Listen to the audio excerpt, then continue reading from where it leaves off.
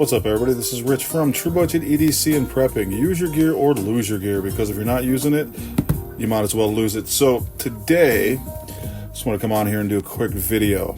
My man Randy from Randy's WSG had just put out a open tag video. Actually, he's responding to an open tag video, and he kind of mentioned that he'd like to see my take on this open tag video and that I wouldn't have to do the open tags. So I'm responding to Randy because he's a cool dude, and I'm gonna just do it for him.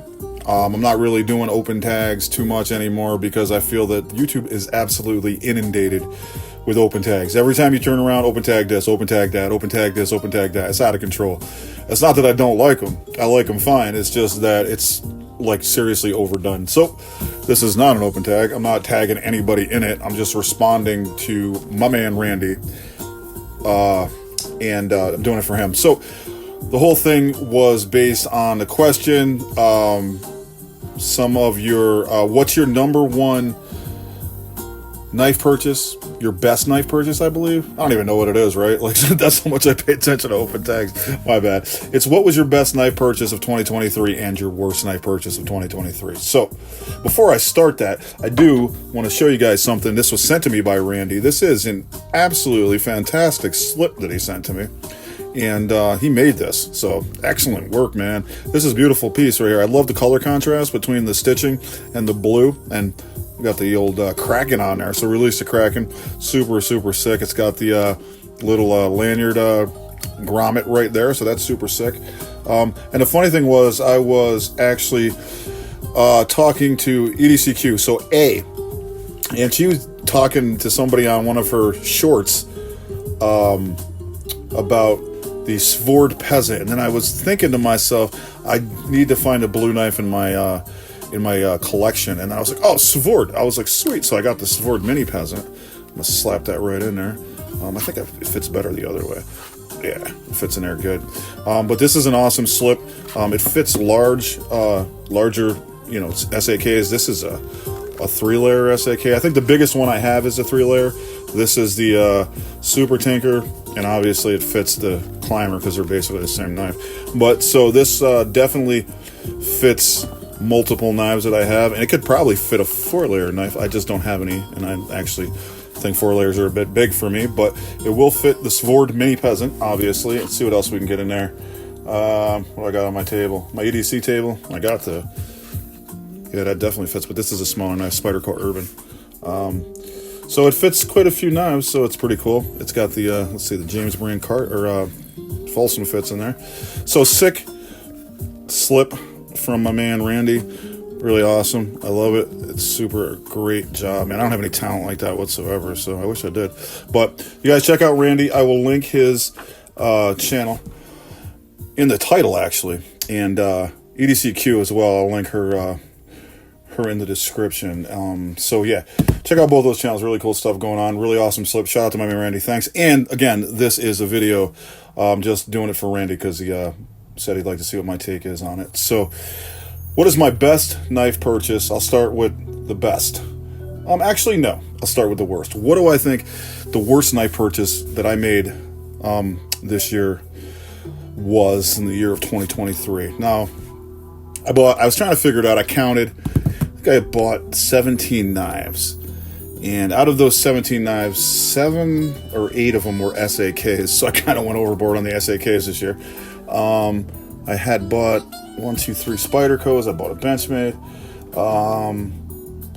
and a few Chinese knives. But the Chinese knives I bought before I stopped buying Chinese knives. So I'm not really kind of buying Chinese knives now. I'm trying to buy American knives, but if I can find an American company that's making knives in anywhere but China, I'll buy it. Like the Spyderco Urban is from Maniago, Italy. The Delica 4 is from Seiki, Japan. SAKs are from, Switzerland, right? Or Sweden, I think. Yeah, that's what I'm doing there. And so the few knives that I did get that were from China were from earlier in the year before I switched over. So yeah, and SAKs are Swiss. I lost my mind there for a minute. I was just like, wait a minute, let me look. I had to look at my knife. I was like, what the hell? having a like mental breakdown or something. I know where they're from. I just was like, I don't know why I said that. But anyway, let's go with the worst one first. And not necessarily that it's a horrible knife.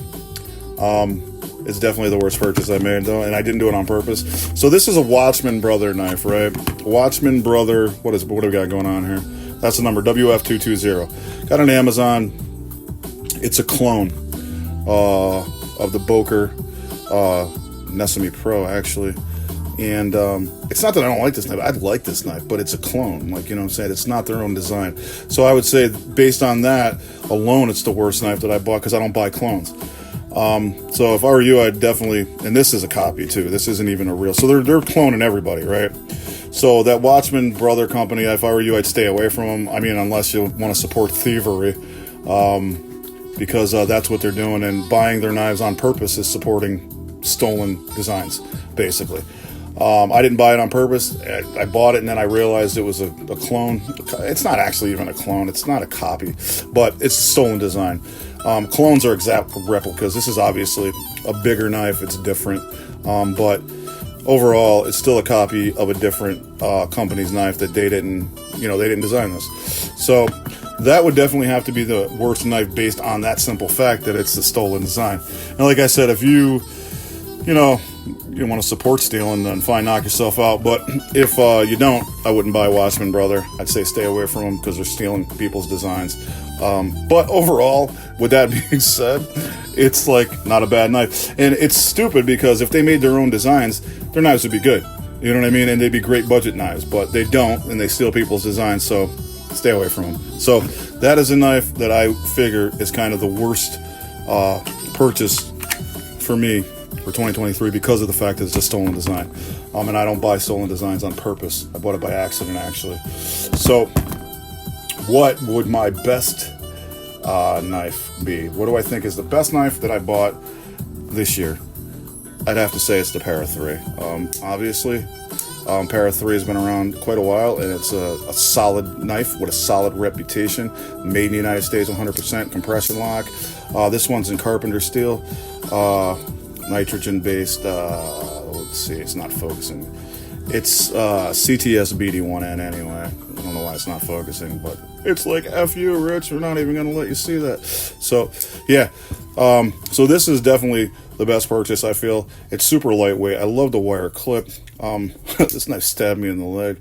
I actually dropped this knife when I was messing with it. I had like the Hogue deck in one hand and I was flipping it, and I had like this in the other hand and I was flipping it. And I wasn't like trying to do it to be funny. I was trying to like comparing them. So this was in my right hand and I happened to drop it and it went right into my freaking shin, and I have a scar. So I have a Spidey scar. So it's pretty cool.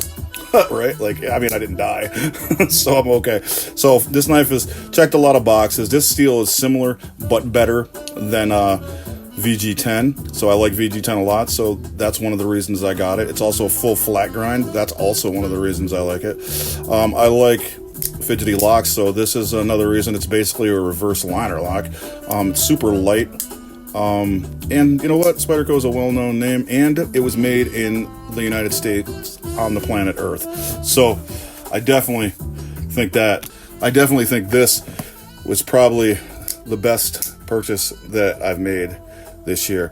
Actually, I have another one. I kind of really like this one too. Actually, the Spyderco Urban. I actually really like this, maybe on a different level, but it's probably the same amount as I like the PA3. So I kind of have two, and this was only like $70. And again, Bowler N690, right?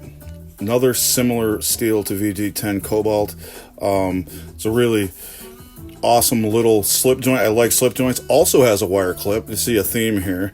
Love the wire clip. It also has the 50/50. So even though it's so small, it's like super ergonomic, honestly, and I really like small, ergonomic, concealable knives that are like not very flashy, and this is one of those. And this is also minimal. This is like around just over $7, so they're both really solid options if you wanted to get them.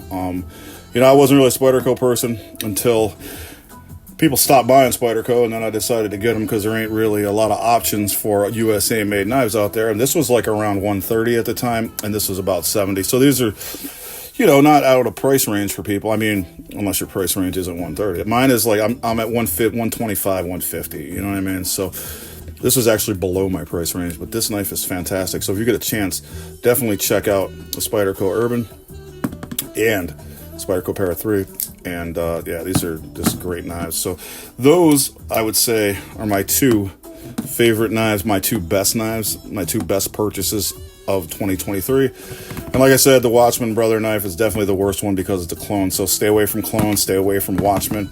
Like I said, unless you support thievery and you're a filthy hobbitses, then whatever. But there you go, Randy.